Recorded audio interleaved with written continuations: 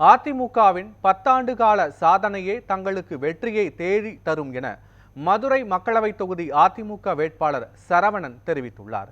மதுரை மக்களவை தொகுதியின் அதிமுக வேட்பாளர் சரவணன் ஊர்வலமாக சென்று தேர்தல் நடத்தும் அலுவலர் சங்கீதாவிடம் தனது வேட்புமனுவை தாக்கல் செய்தார். அதைத் தொடர்ந்து வேட்பாளர் சரவணனுக்கு மாற்று வேட்பாளராக அவருடைய மனைவி கனிமொழி வேட்புமனு தாக்கல் செய்தார்.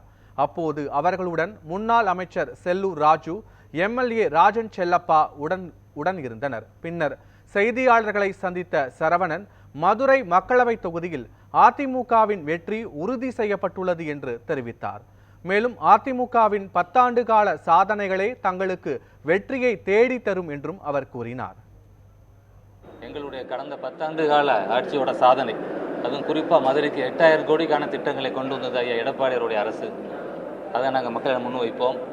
இங்கு இப்போ மதுரையை பார்த்தீங்கன்னா பாலங்கள் நிறைந்த மதுரையாக, இந்த வைகை ஆற்றை பார்த்தீங்கன்னா இருவரும் சுவர் எழுப்பி பேபி டேம் எல்லாம் அமைத்து நிலத்தடி நீர்மட்டத்தை உயர்த்தி, இங்கே நம்மளுடைய மாரியம்மன் தெப்பக்குளத்தில் தண்ணீர் நிரப்பி, இன்னும் 1696 கோடியில் முல்லை பெரியாரிலிருந்து குடிநீர் திட்டத்தை தொடங்கி வைத்து பல்வேறு திட்டங்களை மதுரைக்காக தந்திருக்கிறது அம்மாவின் அரசை எடப்பாடியாருடைய ஆட்சியில்.